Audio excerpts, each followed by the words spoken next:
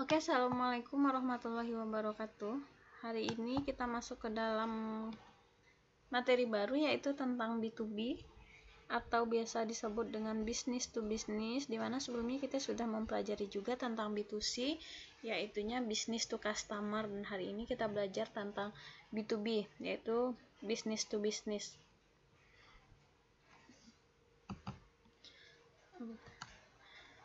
Jadi yang dimaksud dengan B2B itu ciri-cirinya sistem komunikasi bisnis atau transaksi secara elektronik antar perusahaan dan dalam kapasitas produksi yang besar. Jadi bisnisnya itu antar perusahaan satu dengan perusahaan lain. Kalau seandainya kita sudah berbicara tentang perusahaan, berarti itu kategorinya besar ya. Kemudian kapasitas produknya juga besar. Kalau seandainya B2C, minggu kemarin saya jelaskan penjual itu langsung berhubungan dalam hal jual belinya itu dengan pembeli langsung. Dia bisa menjual barang satuan, tapi kalau seandainya B2B itu dia menjualnya itu produknya di dalam jumlah yang banyak, kemudian antar perusahaan, bukan antar individu ya. Kemudian yang kedua, sistem yang dijalankan melalui jaringan internal perusahaan menggunakan internet. Ini sama dengan B2C, sama-sama menggunakan jaringan internet. Kemudian adanya sebuah proses tukar-menukar informasi untuk partner-partner bisnisnya. Proses tukar-menukar informasi, saya rasa kalau untuk segala perdagangan apapun jenisnya selalu ada yang dinamakan dengan proses tukar-menukar informasi. Kemudian karakteristik B2B ini ada 5. Yang pertama, private store on seller side, kemudian customer portal, independent industry marketplace, konsortia sponsor marketplace, dan private company marketplace. Ada one seller, money buyer di sini. Kemudian few seller, money buyer, money seller, money buyer, ini nanti akan kita bahas satu persatu. Karakteristik B2B, yang pertama memiliki penjual tunggal, banyak pembeli, sedikit produk, dan harga tetap. Contohnya penjualan produk Dell, penjualan ya produk Dell dalam situs resmi Dell itu sendiri. Jadi yang menjual produk Dell ini memang hanya perusahaan Dell, jadi yang menjualnya itu tunggal, hanya perusahaan Dell saja, perusahaan yang memproduksi Dell ini saja. Kemudian pembelinya banyak, misalnya mahasiswa bisa membeli produk Dell, perusahaan yang menggunakan komputer atau menggunakan laptop di dalam operasionalnya bisa membeli Dell. Kemudian masyarakat juga bisa membeli Dell. Jadi memiliki penjualnya yang tunggal, pembelinya banyak, kemudian produknya sedikit, kemudian harganya tetap dan tidak berubah-ubah. Itu yang karakteristik pertama. Yang kedua, customer portal memiliki beberapa penjual, banyak pembeli. Kemudian contohnya ini Shopee. Shopee ini dia bisa masuk ke dalam kategori B2B, bisa juga masuk ke dalam kategori B2C. Kalau seandainya dia bisa membeli barang satuan, itu dia masuk ke dalam kategori bisnis B2C. Tapi kalau dia membeli barangnya harus banyak atau minimal 5 produk, 10 produk, berarti dia masuk ke dalam kategori B2B. Ini customer portalnya, misalnya untuk di Shopee kita bisa memilih berdasarkan katalog yang ditampilkannya. Misalnya ada tentang perlengkapan ibu dan bayi, tinggal kita klik, kemudian akan keluar produk-produk tentang itu dan kita tinggal memilih. Kemudian nanti di sana ada pilihan apakah kita bisanya membeli satuan atau harus dalam jumlah yang banyak. Di situ nanti kita bisa membedakannya. Kemudian independent industry marketplace memiliki banyak penjual, banyak pembeli, terdapat tawar-menawar dan harganya tidak pasti. Ini seperti di pasar ya, mungkin lebih tepatnya penjualnya banyak, pembelinya banyak, kemudian juga terdapat tawar-menawar, tetapi dia di dalam satu situs web, bukan ke pasarnya langsung. Tapi kalau sistemnya sama dengan sistem pasar tradisional, penjualnya banyak, pembelinya banyak, bisa tawar-menawar, kemudian harganya tidak pasti sesuai dengan keadaan aja mungkin. Contohnya seperti di pasar tradisional, Kalau kita membeli kue di hari biasa itu mungkin harganya biasa-biasa aja, termasuk kategori murah. Tapi kalau kita membeli menjelang hari besar keagamaan, misalnya hari raya umat apapun, contohnya ketika semua orang butuh kue, tiba-tiba harga kuenya bisa langsung tinggi. Itu yang dimaksud dengan harganya yang tidak pasti. Kemudian tawar-menawarnya sudah sangat pasti lekat dengan yang namanya pasar ya. Contohnya di sini di No Market. Kemudian yang selanjutnya konsortia sponsor marketplace memiliki sedikit pembeli, banyak penjual.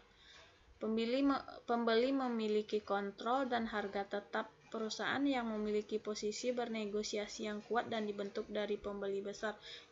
Contohnya web Jakarta Grosir. Jadi pembelinya dikit. Jadi yang banyak justru penjualnya. Nah, makanya karena pembelinya sedikit dan penjualnya banyak, pembeli ini dengan bebas bisa memilih kemanapun toko yang diinginkannya.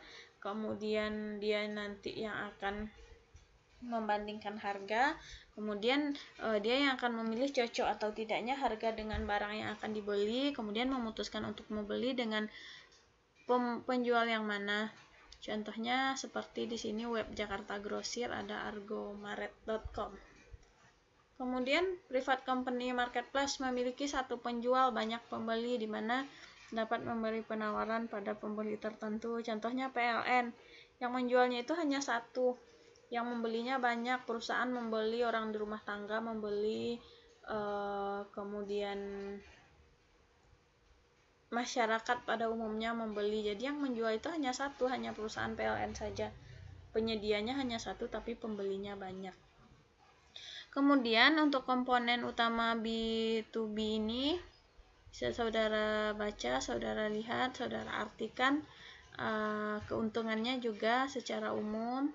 Kemudian keuntungan e-commerce untuk nanti kalau tulisannya kurang jelas silahkan langsung diganti aja ya, di download nanti materinya kemudian diganti. Kemudian untuk aktivitas B2B e-commerce, yang pertama market intelligence, pre-purchase, kemudian melakukan purchase, pembelian, kemudian shipping dan penerimaan barang, pengiriman dan penerimaan, kemudian pembayaran.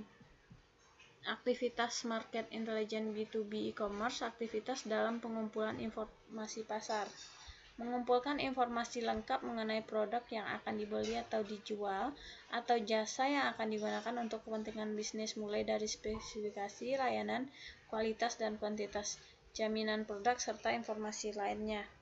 Untuk penjelasannya mungkin nanti bisa saudara baca sendiri.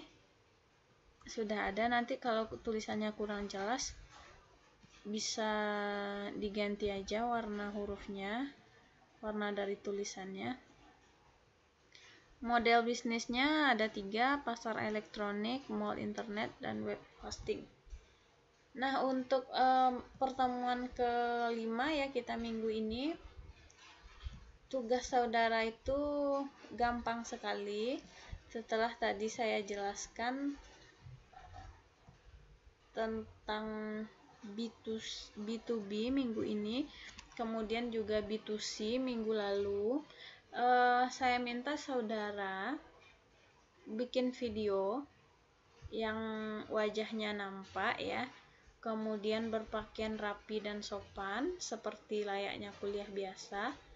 Nanti saudara jelaskan tentang apa itu B2B, kemudian apa itu B2C, kemudian bagaimana dalam bisnis, apakah kita lebih menguntungkan jika memakai B2C atau B2B berdasarkan pendapat masing-masing. Jadi jelaskan, misalnya nama saya si A, BP segini dari kelas ini, ingin menjelaskan yang pertama tentang pengertian B2C, kemudian menjelaskan tentang pengertian B2B. Menurut saya lebih menguntungkan secara menjalankan bisnis menggunakan metode B2C. Karena apa? Silahkan jelaskan alasannya. Atau lebih menguntungkan menggunakan B2B karena titik-titik ya. Jadi silahkan dijelaskan. Kemudian